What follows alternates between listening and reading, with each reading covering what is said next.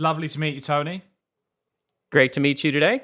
Currently in the UK, it's 2:45 p.m. In the States, it's 9:45 a.m. So I really appreciate you coming out this morning to have this conversation with us. Just want to go for a bit about you before we go into the conversation. This is still UK versus US differences, commercial, residential. But one of the reasons why Ben got in touch was he sent us the link to your channel, and you being knowledgeable in HVAC is an understatement. It seems like you cover all elements and you actually educate, which there's a lack of education in HVAC in the UK, and I'm sure that was probably your gap in the market for the States, for the US. So your YouTube channel is called HVAC TV. Do you mind just running through what HVAC TV is and how you got into HVAC and your background? Just summarize it briefly, please. Yeah, I'd be glad to. So introduced to HVAC by my father, my dad, Joe Mormino, who is a residential installer, or was back in the day. He's retired now. And would work with him in the summers, go out to job sites, install split systems, sometimes in the attic in Florida in the summer, which was really hot. So I liked the idea of being an HVAC, but I ended up going to college, got an engineering degree, came out of college and started working for one of the big manufacturers, and did that for 20 years. So I've been in the business since 97. So I don't know. Who can you say who the manufacturer was? It was Trane. Oh, okay. Wow. Okay. Trane. Yeah. So worked for them.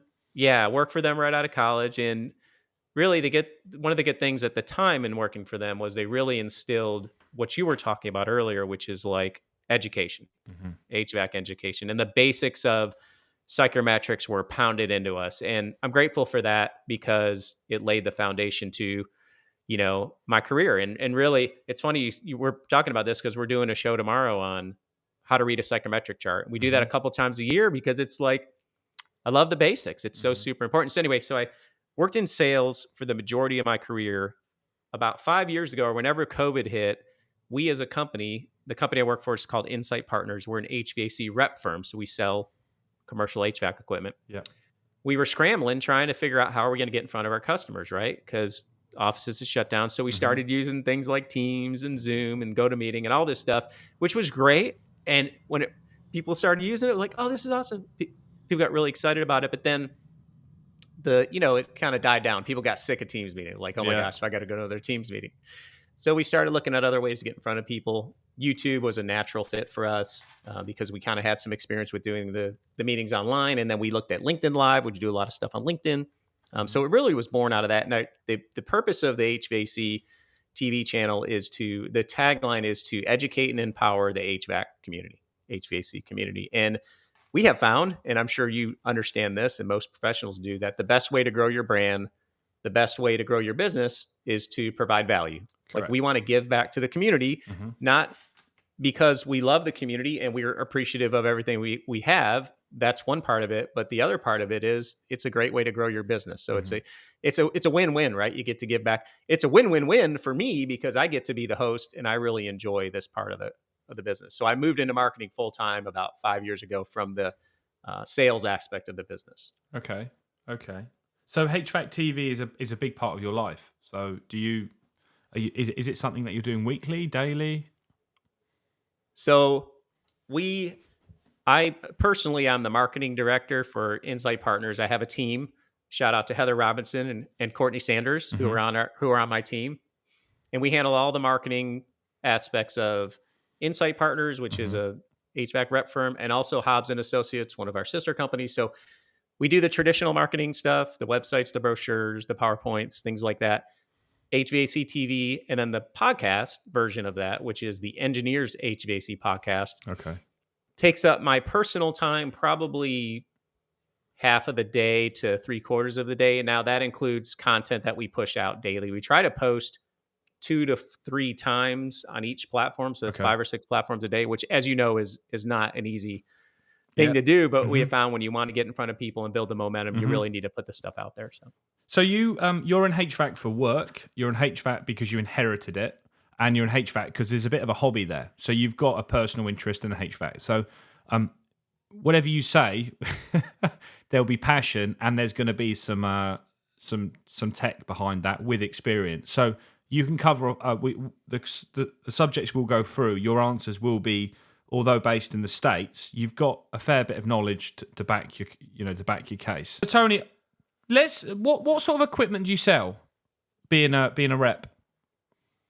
So we sell commercial HVAC equipment. So some of the major lines we have are Aon, Greenheck, Hobbs and Associates sells York equipment. We sell Nortec Air Solutions. So we've got some, Armstrong pumps. So we've got some pretty big lines. So. Okay, so I don't know any of them products that you have just mentioned. Are they American? Are they chillers? Are they multi-split units? So we have for multi-splits we have LG. You're probably familiar with that. Yeah, we've got LG Spanish. It's a Spanish product as well. It's a Spanish product, yeah. Air handling units. Nortec Air Solutions is custom air handling units. Some people know them as Temptrol, Ventrol, Hunt Air, Fan Wall, and then we've got Aon is packaged DX equipment up to 200 tons. York is chillers. We know York. We know York. Yeah, we know York is obviously an American brand. Going on AHU. So, something that's changed a lot in the UK the last sort of 10 years is when we replace an AHU in the commercial sort of sector. It used to be a belt-driven motor with an impeller, and it would be direct supply air or direct extract air. But now every AHU that goes in has to have a thermal wheel or what's the other type? Plate heat exchanger, and they're all EC fans. Every AHU that goes in has to have an EC fan because you might know more about it than me, but they're up to 40% more efficient than a standard belt-driven fan. Is that something which is happening in the States, or are you still using, or in North Carolina state or your area? Is that the norm, or are things similar to the UK? So the norm for the type of equipment we sell has been direct drive fans for quite some time. Okay. So belts. We do have products that have belts, but mostly it's direct drive fans. Now the motors can differ from a high efficiency standard type motor to an EC motor. We see EC motors in the smaller equipment. Mm-hmm. We don't see them a lot in the bigger type equipment, although they are starting to gain in popularity. So you wouldn't have so one of our larger AHUs, I won't mention sizes because I'd probably be wrong, but we would have like 4 Zeal EC. I don't know if you have Zeal EC fans out in the States, but that's a very big EC manufacturer in the UK. Well, they're not a UK brand. I think they're Danish or something. They would have 4 of these direct drive EC fans rather than having one great big impeller with a belt drive or an older style, just like an IE2 or an IE3 motor. Is that something that you're having in the States, or are you still having the traditional type of motors with a direct impeller? For sure. We call that a fan wall or a fan array here in the US. Okay. So it's common that if you have, let's say you have a unit with 20,000 CFM, you may have at least 2, sometimes 4 fans. If you had something larger than that, you almost always have 4 fans. Not always, but it really just depends on the application. I should speak, and I know engineers don't like absolutes, but generally speaking, if you have the right budget and the right owner, and it's a 50,000 CFM unit, you probably have 4 fans in there with backdraft dampers and things like that. So okay, and recirc? Is the States big on recirc? Yeah, I mean, we do have outdoor air requirements it depends on the application and what's going on in the space. So a typical school might be 25% OA. Okay. Hospital might be around that same. I don't really know 100%. Okay. Most facilities, 20% OA. And then if you have a large exhaust, of course, you have more outside air. And you mentioned, we call them heat wheels or enthalpy wheels here, energy recovery wheels, all kind of named for the same thing. Yeah. We do see those quite often. It depends on the state as to whether they're mandated or not and the percent of OA, and they make a lot of sense in the South, but up north, you might have a plate and frame heat exchanger instead because they're again, the U.S. is so diverse, and if you're in Minnesota, an energy recovery wheel, a total enthalpy wheel is probably not very useful, but a plate and frame heat exchanger is incredibly useful due to the heating hours and such. So it just depends on the area. I see. And chillers. So it's a hot topic in the UK with refrigerant. What we're seeing now is very low GWP refrigerants, R1234ZE, 513A, 454B or 454C. Even propane, R290 in the smaller chillers. But what we're noticing is the lower the GWP number, the less efficient the chillers become. So I never liked it, Tony, but I'm actually a fan of R32 now. It was very much, when it was brought into the UK, it was mildly flammable, which it isn't flammable, but it's mildly flammable, and it had a lot of negative press because it's very similar to R410A. But that has a GWP of 675. But they're actually, the chillers are really, really efficient with R32 refrigerant, and it's the same with heat pumps.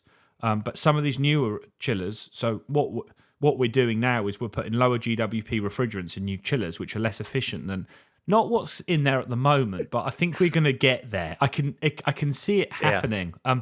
And you tell the consultants, but the chillers we're putting in, the GWP is slightly higher, but it's going to save you 20% over the lower GWP refrigerant. And they just say, no, it's more harmful. And then you sort of look at the, I don't know how far you've gone into it, Tony, but I've heard that the likes of R1234ZE, which is a GWP, I think, of like 1, is actually quite a nasty refrigerant once it breaks up in the air. I don't know the sciences behind it, but some of these low GWP refrigerants, they have low GWP, numbers, but apparently they're pretty horrible for the air, for the atmosphere. It's not something I can be definitive of, but is that something which is a topic with HVAC where people are asking you for the lower GWP numbers, and it's that stupidity thing where GWP of 1, perfect, but it cost me 10 times the amount to run. Who cares? I'm saving the world. Is that a topic out there that's gaining momentum? Well, see, you're making the mistake of using logic in your analysis. What's logic? Yeah. You got to just surrender. It doesn't make any sense to an engineer, right? All this stuff. And, I'm going to take my Insight Partners hat off and speak from my Tony hat for a minute. But I've been in the industry since 97. And since day one, it's like we moved to, I can't remember what the first transition was, but I think it was from R11 to 123, I think, if my memory serves. But anyway, we moved to a less efficient refrigerant because back in the day, it was ozone depletion was the thing, right? It wasn't, no one was paying attention to global warming, it was ozone. So we got to get rid of the chlorine in the refrigerant. The problem is chlorine's a very efficient component in refrigerant. So we went to a less efficient refrigerant. And if you look at a centrifugal chiller, which can literally operate for 30 years if it's maintained without a problem, like if you maintain it well, that extra carbon you're putting into the atmosphere, because 90% of our energy comes from coal, right? So you're transferring that over to the coal. I don't know if it's 90%, but it's a big percentage. It's a big number, yeah. I agree. You're transfer over the coal. It makes no sense logically, but to the public or to the environmental concerns, it's lower, we're saving that. So it's like you can't, if you got to go 2 steps in the math, you can't get there with most people, I have learned. So, we are agnostic as a company. We rep products that have 32. We rep products 454B. I've done so many A2L presentations. I'm like, as soon as I go, and I just did one last week, and I walk in there, the first thing I say is, are you sick of these presentations yet? And the engineers are like, yes, but we still have a ton of questions. And I'm like, I'll tell you what I know. And I show them what I know. And here's probably the questions you have that we don't have the answers to. So, I just look at this stuff like we as engineers, HVAC manufacturers reps and manufacturers, we just react to these policies. Like we don't get a seat at the table, at least not a big seat as to the science behind it. There's not any engineers making these decisions maybe there are. I don't know. I shouldn't speak out of turn. I'm speaking from, I have friends who work for large manufacturers, and most large manufacturers have a governmental affairs division. Yes. They spend a lot of time in Washington. They talk to Congress. They talk to the EPA. And my friend says this, he goes, Tony, he was on our podcast. He goes, Tony, when I go to the EPA to discuss the policies, I walk into the room. I'm a PE. This is him talking. I've got 40 years of experience. Sitting next to me, there's an intern engineer from the EPA, and there's 11 attorneys. Like that's where the discussion. So I'm like, okay, I get it. Like, so we don't like, we're just reacting to the policies. We're, our personal beliefs on the matter, and we do tons of social media stuff, and we hear everything like, why are you promoting these flammable? This is the wrong way to go. We're like, look, we're just educating the community on the reality of it. We are agnostic to it as a company.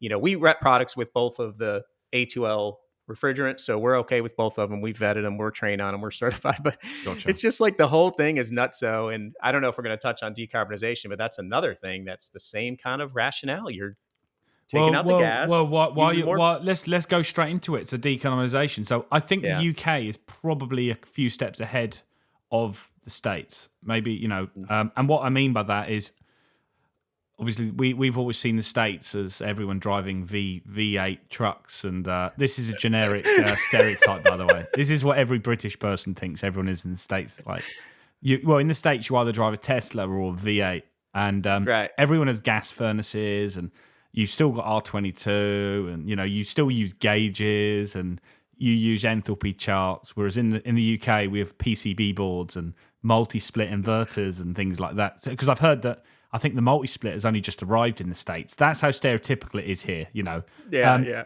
And I know it's not true, but what we see with decolonisation is the facts are, if you do speak to the right people, the UK hasn't got enough power. Like, we do not have enough power to decarbonise. And also, the cost of replacing a gas boiler or a furnace in a commercial building with a full pipe heat recovery, not heat recovery, a full pipe chiller. The full pipe chiller is like 3 times the price, and electricity costs 3 times the price. So it's kind of like lose-lose. What we've personally done recently, we're involved with a project where we've replaced a chiller due to it being, obsolete, 17 years old, and we've replaced it with a Daikin product which produces 65 degrees as a heat pump. And we're adjusting the Trend BMS system. So in the winter, it's actually heating up the cooling coil on the air handling unit, and it's then reducing the gas load on the boilers. So the site is only paying for reprogramming and some labour on site, and that's where decarbonisation, in my opinion, is perfect, because you're replacing an asset which needs to be replaced with something which can do more. But we see a lot of sites where they go, we're fully decarbonising, we're going to spend hundreds of thousands of pounds, and it's going to cost me 3 times more to run, but I'm saving the planet. And then you look at it and you say, well, nothing needed to be replaced. So, there's something called ESG, which is like a scoring system, and I think ESG is in America as well. But there's Scope 3, which says, well, how much carbon does the factory produce or the vehicles produce to get the product into the building? And when you look at replacing things for the sake of it, to tick that decarbonisation box, you go, well, you're using a ton of carbon to just get the product in the building. You didn't need to do that in the first place. So it's still and it's still quite new. A lot of project managers and consultants, it's in the UK, it's still quite new. One thing that we sat down with somebody who's a consultant called Phil Draper. He's a consultant in the southeast of the UK, and he specialises in decarbonisation. And what he's quite smart with and savvy, and I think this might be the case in the States, it's something that I learned, was when we specify in a commercial building in the UK hot water requirements, we're still using out-of-date statistics. So we have to allow a cylinder which can allow somebody to wash their hands for 3 minutes and have a shower for 10 minutes. Like, who washes their hands for 3 minutes? So what he specialises in is decarbonisation, but with a brain, meaning, why are we heating water with a chiller to 85 degrees using a cascade setup where you have a COP of under 2? Whereas if you're heating the water to 65 degrees, you're actually getting a COP of 3. So he's gone into the maths, and he meters everything, and everything is metered and adjusted with a central system. But we are seeing, unfortunately, boilers being removed from buildings, and they put these full pipe chillers in with cascade water-to-water heat pumps, which heat the water to 85 degrees. And the manufacturers are saying, you do realise the COP is under 2 and the electricity is 3 times the cost. And it's like, you're using more electricity, which is in essence, burning more carbon. Even they're using renewable you're just sending the carbon responsibility to the electrical providers. So how is it in the States? Is it clear? Is it clear as day, or is it quite muddy waters with net zero and decarbonisation? So a lot of similarities to what you just explained. The problem is, the whole philosophy of it's great. If we could all electrify and we have renewables to power it, it's great. But if you're just transferring it to the power grid and that power is made from coal, then you really haven't done anything in terms of decarbonization. So it's like we have the same concerns with the electric grid. We're already in some cases, like I had some guests on from California. Now, California to North Carolina might as well be a different planet in terms of the way we think about. And I'm not bashing California, and I'm okay with California, but we're thinking is so far apart. Like the engineers here, the community here, generally speaking, is like decarb. Let me do the math. And they do the math. It doesn't make sense. We're just pushing the carbon over here. We don't have, so it's like, it's not an emotional thing. It's not a religion for us. We have some owners who say, we're decarbon, and I need to replace this, gas boiler with a heat pump boiler. And we say, okay, you can replace the gas boiler for 6 figures, but it's going to cost you $400,000 to replace the other, and then it's like, oh, well, I think we'll wait on the decarb, so it's like, so it just depends. And it's like, depends on where you are in the country. But we as a manufacturer, we present the solutions. Like we have heat pump chillers, which are real popular right now. Okay. That we sell. We're selling a lot of those. We have heat pump water heaters are gaining in popularity, which are nice because you can heat the water and you could cool water at the same time, or cool a space at the same time. So I'm a big fan of moving the heat around, right? If you can take the heat, what I've seen in Europe, it hasn't really hit the States yet that I could see is, and I know you're not Europe, but I've seen over there is data centers have a ton of heat they're taking out. If you could use that heat for your domestic hot water heat, if you get that data center near a big city, then that's a great way to heat the water, and it's free, basically free. Yeah, so we've asked them questions because we look after a data center, and the issue that you have is data centers have not many people that work in them. Like they are it's just an office block with just servers. And the heat, you're right though, the heat rejection is crazy from the heat pump from the chillers. We have a lot of free cooling chillers in the UK for data centers because and they're sort of free cooling at about 17 degrees because they're not going down as 7 degrees, sort of 7 and 12 flow. They're sort of 17 and 24. But you're right. It's well, as somebody from Mitsubishi Electric, quite makely, as clear as Dave says it to us, is all a heat pump is it just transfers energy. It's just a transferring a method. Moves it around. It just moves it around. That's from one side to the other. Touching on the water heaters, because they're not gaining traction in the UK, but Daikin have got a very interesting unit, which sounds very similar to what you have, and it's a heat pump water cylinder, which has a cold air duct to outside, which is good if you have a server room because or a space you just want to put like an inline diverter valve. But I don't know how that would work as a permanent solution. Is that what you have in the States already? We see a lot of residential heat pump water heaters. I'm not really on the residential side, but if there's an area that's gaining popularity, it's probably there. Okay. I mean, ours is our hot water heater in our home we got a little bit of everything. We got a hot water heater that's electric. We've got a ductless split, multi-indoor unit split in the basement that has an inverter. So it's got 3 air handlers to 1 condenser. And then we've got an old R22 split system heat pump. Nice. And I have a new 410A heat pump sitting on my porch. If I can find a buddy to come over and help me install it, we're gonna put that thing in there. But yeah, so that's a typical home here. Probably has an electric hot water heater and a heat pump split system. It's pretty common in the southeast. So your view, Tony, and as I said, it sounds like where you obviously currently live and the town you're in. So you're conservative in your approach to net zero, and you're being sensible, doing the figures, and actually making it. If it makes sense, we'll go for it. And that's kind of my view. Is I'm in line with that. I'm now a big fan of, though, which I don't think it's going to take off, or it will. It'll probably be too late. But if you're replacing a chiller, and it's serving air handling units. I think a few tweaks to the design, and your air handling unit, you can use your chiller to do the heating and the cooling, which would, again, touching on the design that we mentioned earlier. And it's something which is really simple. Like, it's not a complicated thing to do, especially if you have a buffer vessel, which can be a thermal store. You basically got the product to do both, and you're coming off gas. Personally, it's the only way I can see fit without spending for the sake of it. If your gas boiler was to fail in your office, at work, or in your home, are people in North Carolina, where you are they automatically saying, put in a heat pump? Or is it, because that's very much what it's like here now, or is it, I'm going to do the math, no, I'm just going to replace it with a gas boiler? I don't know for sure. In the commercial world, it's usually the least expensive option. Okay. In this area. Okay. More often than not.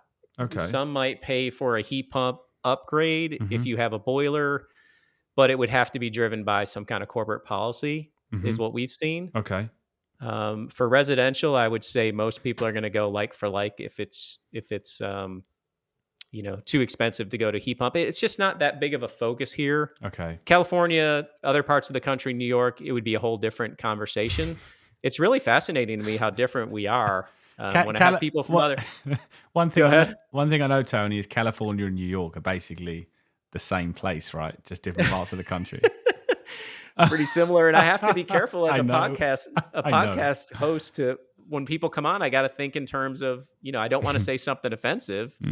It's something I might say is offensive to them, or they might say something they think. I don't get offended by what they say, but it's just, I don't know. All this stuff to me is really, there's no, what's coming to my mind, Jacob, as we talk, there's no magic bullet solution. Like, everything has engineering trade-offs, right? There's no one thing that's going to fix everything. I would love if we all can go to renewables, but the problem we have here in the States, I think, is we use too much power. Like, we have big homes, these big cars. Yeah. It's funny you mentioned the story about the SUVs, because I remember this was, a long time ago, maybe 15, 20 years ago. My friend from England had his buddies come over. He was getting married. So they came over. They'd never been to the States. And I picked him up at the airport. And I had an Expedition at the time, which is monster. Yeah, big truck. Big truck. And they got in there. They were like, the whole time, they're like, oh my God, look at the size of this thing. They couldn't believe it. And, that's not saying, I'm not like, that's not a good thing all the time. But anyway, so we use a lot of energy, and that's, part of the problem too. So. Gotcha. So just to touch on the buying process. So, when people make a purchase commercially out in the States, or at least where you are in the States, are people looking at, say, a packaged AHU, for example? Cost is always one thing, but what is the driver? Is the driver efficiency, or is it purely the cost? Meaning, and this is not, obviously everyone is different, but is someone going to say, well, I want the most efficient, okay, I'm going to go for this product because it's more efficient and it only costs a little bit more, or I'm going to go for this product because it's on a lower GWP refrigerant? What is the trend? So it depends on the facility. If you've got an owner who's conscious of the different types of equipment and is, like a school, they're going to own the building, they're going to live there for a long time. They probably have a maintenance staff who's familiar with the difference between a heat pump and a gas pack. We call it a gas pack, a gas heating unit. They would pay maybe a little more to get the product they want. Okay. A developer who's got an office building and the unit's 20 years old and needs to be replaced, he's not going to care. He's probably going to replace it with the cheapest thing he could find because he's not paying the utility bill. So it kind of just depends. It's really all over the place. But we do have a lot of people who are, big owners, hospitals. They do care about efficiency, and they will look at and evaluate the different options for sure. Okay, interesting. Yeah. So the UK, again, it varies depending on the type of commercial client. If it's more of a government or organization, which is like a Google or someone that has that social responsibility, they will always go for the lower GWP refrigerant, even though it costs them more. I suppose it depends who pays the bills, but if you're looking at a company which, is paying for it themselves, they would probably go for an efficient product with a really good warranty. So like some of the brands give a 10-year part warranty, which is Mitsubishi Electric, which Mitsubishi Electric in the States, I think, are Train and Mitsubishi Electric are like buddies in the States. So they'll give a 10-year warranty. Chillers. So going on chillers, because it's something which is quite, I quite outspoken about at the moment, and it's not just on GWP refrigerant. So I would say the States are ahead of us with chillers because most of the leader manufacturers are American. You know, Trane, York. What else have we got that we deal with in America? They're the main two anyway. They're quite big they're big in the UK. They're probably bigger in the States. So, you know, compressors, we have screw compressors, we have inverter screw compressors, we have scroll compressors, we have turbo core compressors, and then the bigger chillers, the centrifs, we don't get too involved with, but they're the main compressors. I know Danfoss, I think, are an American brand. They're the ones that create the turbo core. What is the trend in America? Because what we're finding now is smaller chillers seem to be going inverter scroll, which are amazing. And we've seen a bit less interest with turbo core. Is turbo core big in the States? It is pretty popular right now. We personally sell two products that has the turbo core compressor, Dun & Bush and Smart. Smart. I know, but I know both of them brands actually. Yeah, Smart. I didn't realize they were an American chiller. So Dun & Bush is made they have factories all over the world. They have a factory in Homestead, Florida, which I was just at that a few months ago. Okay. And Smart is made in Canada, but I can't think of the province they're in right now. But just to confirm, Tony, Smart, I think they specialize in data centers, and they make some really cool looking chillers, like really colorful. And whoever owns Smart was definitely an engineer because he's painted them like bright green and things, right? Is that right? That's right. Yeah. So big on data centers. So both of those companies do a lot of data center work. Okay. And then the York, in terms of their products we rep, the York centrifugal is very popular too. And that's a trade-off, you know, when you're looking at a non-turbo core compressor versus a turbo core or a magnetic bearing chiller. Usually there's some kind of ROI analysis in terms of this costs more. Is it 3 years? Is it 5 years? Do they care? And it's made off of that analysis. So, and you know, variable speed chillers and centrifugals are popular too. York makes one of those. So it's kind of, again, it's all over the place. It really depends. So there isn't a common. So we're seeing an inverter scroll shift, and we're also seeing like inverters.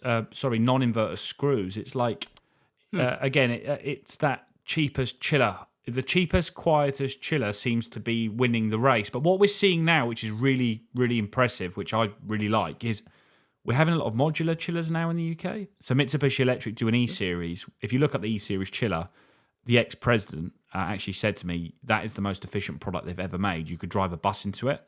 And it uses VRF technology. And they come in 180 kilowatt modules. So I'm not sure what 180 kilowatt is in tons, but it's pretty big. And you can bolt them up to a megawatt. And they're quite small, so they're very good for space saving, and they bolt together with one common set of pipes. So it's very quick. Have you got modular chillers in the States? Yeah, so LG makes a very similar product. They would say they have the most efficient chiller in the world. One of the things as a rep, I say, it's funny because we have. I love it. I love it. Under all of our brands, we have hundreds of. You're a salesman, Tony. Yeah, I love it. We have hundreds of brands under our line umbrella. So when someone comes from the factory and they have a presentation we have the most, if you start out with saying we have the most efficient fill in the blank, you lose your audience automatically, right? Because everybody thinks they have the most efficient, and somebody has the most efficient at a very specific set of conditions, right? Like it makes sense here. And the way I tell our regional folks is, look, if you're going to talk about efficiency and where you shine, say, look, here's where we shine. Here's where we're not the best, but we do have these attributes which are good for these applications. So, just to be the consultant, we like to be the consultant to the consultant and not, have these big grandiose. We got the most efficient, blah, blah, blah. Nobody has the most efficient thing for every application. And just because you're the most efficient doesn't make you the right fit all the time either, because sometimes that's not a concern in terms of power usage and stuff. Like if you're the most efficient, but you're 5 times the cost and it's zero, a 25-year ROI, no one's going to care about that. So, well, also I know, and it touches on being a supplier, but the most efficient chiller, which a consultant might specify, they might have terrible after service, and you might put this product in and it goes wrong and you have no access to the control panel. and then you've got a site with no chiller or expensive costs to get the manufacturer out. That's another element which always gets missed in the UK. People recommend a chiller. They won't allow you to swap it out for another one, and they wonder why the chiller is broken more time than it's working. And it's very hard to get a service tech to come out because you need to be approved or you need to be the service tech from the manufacturer. On that, how is the trend in the States? Because I'm quite paranoid as a business owner, I always have been. And we've noticed a lot of the manufacturers, they've had to grow with their own service techs because they're selling more products. But some of these, I'll mention the likes of like JCI, Johnson Controls, who own York, and Carrier. Some of these companies, you have to use their engineers for commissioning, and now you're almost always having to use them to even do the service on the chiller because they won't give you access. Is that something which has always happened in the States, or is it something which doesn't happen in the States? Because a very close friend of mine used to work for Trane in the UK for like 12 years.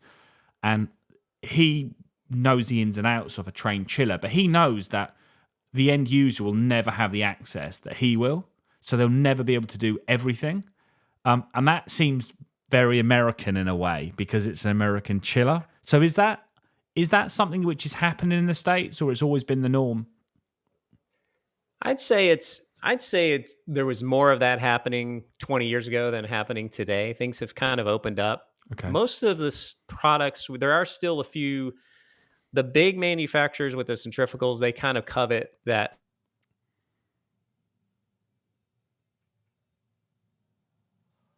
category. But most of the products we have, we're trained. We have a team that's trained, and we will help train the contractor. We actually have something called a service academy we started. Okay. Which we host. We'll train 500 people a year or more on whatever product we have that they want training on. So we're totally open. We want to be partners with them. We don't lock anybody in or have any products that really lock them in. But the challenge for the contractors is the stuff is so technical today. Mm-hmm. You really got to stay on top of it. And just, if you just look at the VRF manufacturers, you've got 4 or 5 big players, and you've got to really know each of those systems well to do them right in terms of a troubleshooting standpoint. The installation, there's nuances, but they're all pretty similar in, the caveats of installation. But who are the big players, Tony? Who are the big VRF players where in the States, or what you sell? I know you're going to say LG. LG, by far the best. No, I'm just kidding. I love it. The big players are Daikin, Mitsubishi, LG, and I would think Samsung's in there as well. Okay. That's my opinion. I don't know. I don't have the numbers, but I think those are the big players. But you've got Chinese products in the States rebadged. I'm fully aware of that. On Midea and Heya and Hisense, are they active in the States? I've heard of Hisense. I haven't heard of the other ones, but they may be under another brand name here. So Midea in the UK are slowly getting traction. The products are getting better. Mm-hmm. They have a lot of Bosch units rebadged. Okay. Do you have any Carrier VRF in the States? We do. I'm not sure how popular it is. We typically don't see that as what I would consider a major competitor. Yeah. I'm not just saying that because we don't rep them. We don't typically see them. So who do you, because LG in the UK, speaking from personal experience, is it's not very good in the UK. And it's not very good meaning it's not great equipment, but they haven't got a big market share in the UK. So the equipment, right. And if you understand, which I know you will understand market share, Daikin and Mitsubishi Electric, they fight it out about 40% each. And then all the others fight for 20%. So Panasonic have got a lot better in the UK, Samsung a lot better, LG, Hitachi, they have some really good products, but they're not an R32 yet. If you replace an LG system today that was 10 years old, the fan coil is exactly the same size. Like, they haven't changed anything dramatically. It's the same fan units. It's just small tweaks. Is that the same in the States, or is it actually the LG actually spend a lot of money on changing the products because you have a lot of market share? I don't think it's the same here.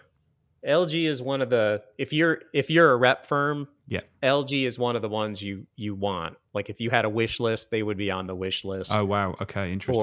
For we actually were Samsung recently. We switched to LG. Okay. Because we see them as a cutting edge, industry leading product in the area we're in. Yeah. So LG, I would say LG, Mitsubishi, Trane, and Daikin would be the three, Big three out there.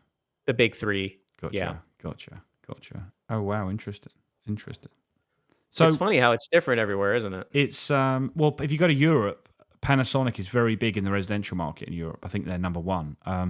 Panasonic bought out Sanyo. I don't know if Sanyo were ever prominent in the States. We used to sell those at the last company I worked for, but they're not a big player. Panasonic, at least in this neck of the woods, I hardly ever see them. Yeah, it's actually quite a good product. They have a few teething problems, but I would sort of tarnish it in the UK slightly above LG. But what they do, Panasonic, they have very good after support, like after service. So there's issue with parts or technical inquiries. And, as you know, you might have the best product, but if the after service fails, it's pointless. We've done a few videos. We've got another one coming up with Fujitsu in a few weeks where I've gone into the call center and taken calls because it's easy. You might have this anyway with where you work, but as engineers, we love to bash the manufacturers. Like, I've been on hold for an hour. This is an absolute joke. And then what happens is when you go in you go in there with a headset and you plug yourself in and you have the phone calls, it's not easy. Like, it really isn't easy. And you can understand now why it's very difficult for them to find out if the person actually knows what they're talking about or if it's like a homeowner pretending to be an engineer, like, hey, yeah, I'm an aircon engineer. That sounds like me trying to explain to my mom how to do something on the internet. That's the same kind of scenario right there. Love you, Mom, but you know what I'm saying, right? I know. But there's hope. Do they know what a voltmeter is? You gotta really. That's exactly that. So this is what they have. So we've done that, and I've got a bit more respect for them. But when if you've got a bad product and then bad after support, it's like. That's right. Yeah, then you're in deep trouble here. But yeah, some of the more average manufacturers, they do have really good after support. Samsung in the UK has got so much better, and their market share is growing. But for us, we put in the products that we preach. So we put in the better products, the Daikins, the Mitsubishi Electrics. But we also put in we don't put in a lot of LG, but we do a lot of Panasonic and Samsung because the service support is there. The trend here is for reps to. Reps are consolidating in the U.S. I don't know if you're familiar with that trend, but they're coming together and teaming up and what do you mean by that? Are you saying they're all being bought out by private equity firms? Some private equity firms, some larger firms are buying up smaller firms. We're actually part of a bigger conglomerate. Conglomerate's not the right word, but a parent company called Air Control Systems, and underneath that, there's our brand and there's 19 other brands. So we've got a big what we call family of brands. So that's kind of the trend. The good thing about that is you really want the reps today to be a full service provider, like you said. The differentiator is the service typically. Yeah. There's a lot of good manufacturers out there, a lot of good products, a lot of good sales guys who know their stuff, but you got to have the full complement of service in terms of startup, commissioning, in terms of helping after the fact, and then the whole part side of it, which we haven't talked about, having a well-stocked warehouse, in your local area is super, super important. So, we pride ourselves on doing that. So, Tony, where were you working in 2020 at the beginning of COVID? Were you at where you're working here now? You're working there. So, in 2021, if you had a Danfoss turbo core compressor in the UK, you were selling it for double the price. So I think the smaller size Danfoss compressor sells in the UK for like £19,000. They were going on eBay for like 40k because there was a shortage, and I think there is still a shortage and a massive backlog, and that's going on parts.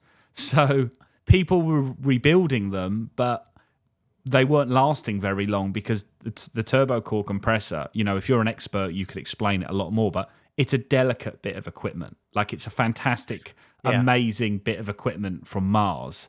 But if you don't know what you're doing, you are literally going to blow the thing up. It's bad. It's like the rotary engine that Mazda made. Did you have the issue on the Danfoss in the States? I want to ask you because it was massive here. There were hotels with no cooling, and I mean like 100 hotels in the UK that had no cooling because they had no turbo core compressors. First of all, on the turbo core, I've been to the Tallahassee manufacturing facility because I used to call in that area, and it is like a computer chip manufacturing facility. It's very clean. It doesn't look like normally when you go into a chiller manufacturer, there's a lot of metal being thrown around. It's a little dirty because it's an industrial facility, Yeah. and a lot of welding and stuff like that. But here it's like there's a lot of boards in it. And for those listening who don't know what it is, it's magnetic bearing. There's no metal to metal bearing in there. It levitates the shaft and the motor turns it, so it's free. So it has an efficiency gain because it doesn't have oil and friction and stuff like that in there. But yeah, I don't know specifically if we had that problem. If you had it, I'm sure we did. But I know we had tons of supply chain issues in early COVID. That seems to have gotten a lot better. I don't hear that much anymore. Lead times are still kind of further out sometimes than they should be. But we had what those are issues. parts? What are parts like in general in the States? Are they? Because in the UK it has got better. We were having some. You were putting in products and they would fail under 2 months with a warranty claim. And we were having to replace fan coil units because there were no parts available for brand new fan coil units. But that's slowly getting better now. Is that something which you faced? We did face that. We still do face that today. It is slower than it used to be, but it's getting better. Okay, interesting. Yeah. So these big. I'm not even going to say the word, but these big organisations which are all teaming together. Like the company you work for. You said Air Controls.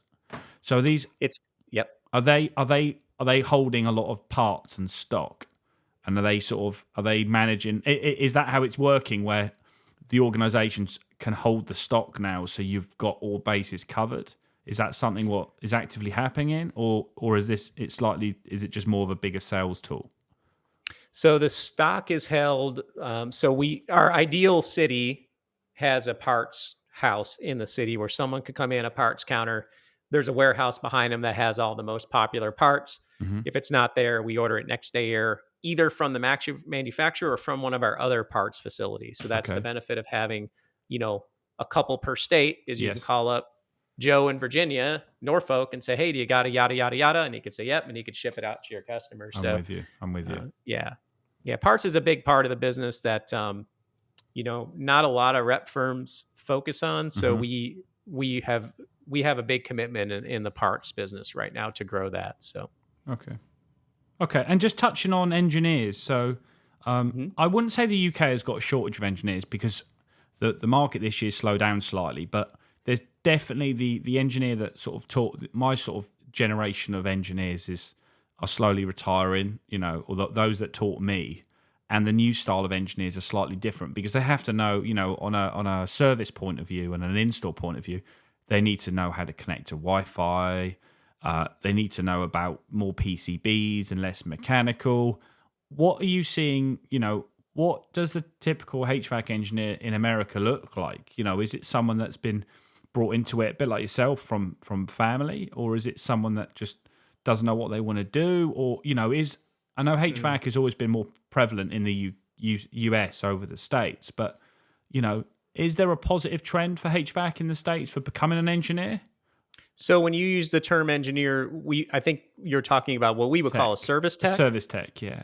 Gotcha. Okay. We used a different word for it. Okay. So major shortage on service techs for HVAC and all the skilled trades, actually. There's a big push in the country, and we've done several podcasts about it and videos about, hey, look at the trades. It's a great opportunity, especially when you compare it to some of the, I look at college as a business transaction and an ROI. Like, you're going to give them this money. They're going to give you a product, hopefully, that gives you a significant ROI. Yeah. That's the way I look at it, like a business transaction. But a lot of the, degrees today don't seem to have a positive eye for what you pay for them. Right. And I'm not bashing college. I have an engineering degree. I went to college. Anyway, could have done a little better.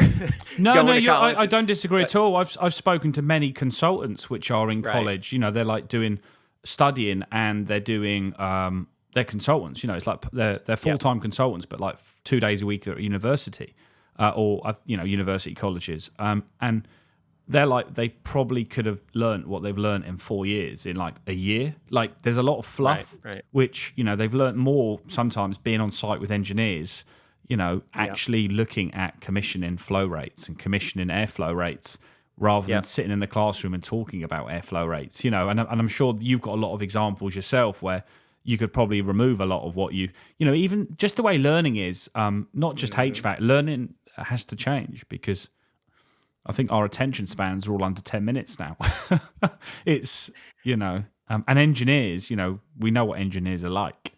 Things need to keep it simple, stupid, and simplified. Otherwise, they switch off. Yeah, the training. I did a funny story about the 10 minutes. I told my son the other day, hey, you could upload a 10-minute video now on TikTok. They moved it up to 10 minutes. He was like, who would watch a 10-minute video? Like, you can understand how someone would watch that. Wow. But, anyway, so trade schools are popular. Getting the trades back into school, the high schools, there's a movement towards that. Mm-hmm. My son, speaking of this, he's 18. He's taking community college courses in HVAC. He's studying. He's got half of his credits to his HVAC diploma, and we're talking to him about becoming an apprentice with our company. So, which would be great if I get to work with my son. But there's a big movement towards that. There's this, in the States, I don't know how it is there, but there's a stigma. Working class, skilled trades versus college. There's a stigma to that still to this day that it's not, the trades, skilled trades careers are fantastic careers if that's your thing. If you like doing that, like if you like working with your hands, every day's different. You get that sense of satisfaction when you go into a job, you fix it, it's done, you walk away, people are happy. There's some really good benefits to it, but some people will not do that even though they want to because of the stigma associated with it. And we try to preach like, try it before you buy it. Go out and work with a tech for a week. Find someone. Sure. You may hate it. You may love it. You don't know.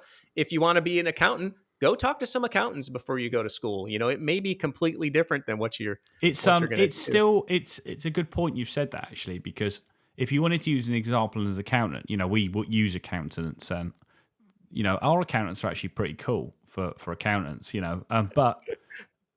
But you're right. If somebody thinks an accountant is the way forward and they go to an older fashioned type of accountancy, you'd probably walk in the door and walk out and say, I'm never doing accountancy. I'm never going near that again. But being a HVAC service tech or an engineer, for me, you have freedom. It's the best trade in the world because you do plumbing, heating, air conditioning, electrical. You've got so many different elements. You have customer satisfaction, getting things right. And there's quite a lot of responsibility there. And it's, I know there's similar, you have electrics as well. And if you are an outgoing, extroverted person, even introverted sometimes, it's the perfect job. But unfortunately, if people want to attach stigma to things, that's going to be quite hard to beat out of someone.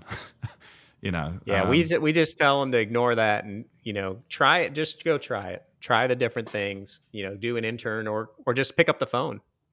Hey, I'm thinking about this as a career. Could I come shadow you? I've had college kids. I say kids, but college folks come do that with me, and I love it. I love that they come and do that, and I get to, tell them. It's when you don't hear from them again, and you're like, Or Tony, we're the same. Where you're like, I don't think they're cut out for this. Like, it's good. Exactly. It's good that they come in because they've just saved 15 years. Like, and it's because that's the point, right? Like, it's more important to figure out what you don't want to do because it's hard to know what you want to do, but it's easy to check off the box. Okay. Like I had an internship working at a sheetrock factory. We call that drywall sheetrock. Okay. We use those two different terms. I knew after 2 days, this is not what I want to do for a living, but thank God I spent that couple months there and learned that, so I didn't end up getting in there and find something you enjoy doing because you're going to have to do it a lot of hours a day, unless you're, I don't know, your parents leave you a big fortune or something. Other than that, you're probably going to be working a lot. Well, if your parents have left you a big fortune and you don't really want to work, I think the fortune won't last very long. That's the problem. It's like that's. Good point. I think the statistics are, 7 out of 10 people that win the lottery lose it within like a year, and they turn to alcohol and drugs and become Dan Blitzerian. No offense to Dan Blitzerian, because if you know who he is, crazy guy with boats and Do you know who he is? I don't know who he is, but I get the gist. I get the gist. He's a part. Yeah. He I don't say he enjoys life to the full, but he definitely expresses himself well. He's a poker player.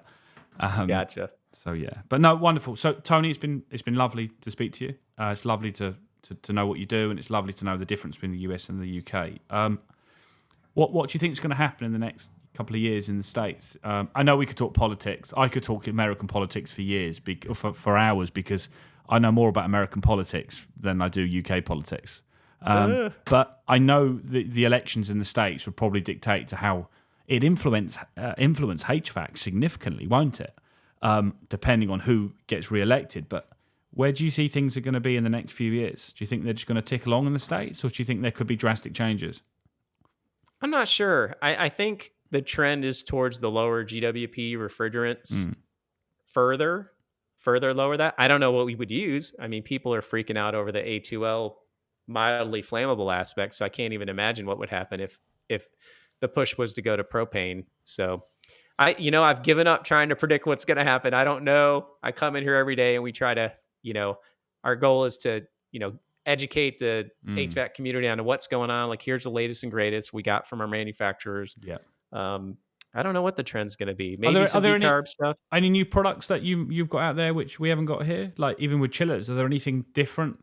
Is there anything that's come out and it's like, this is the product of the future, or anything like that? Or is it still pretty much the same? Because I'm still waiting for Elon Musk to come out with some form of, plate exchanger which uses electricity and for cooling, because the refrigeration cycle, which I know because you're an intelligent person where it comes to this, is such an old.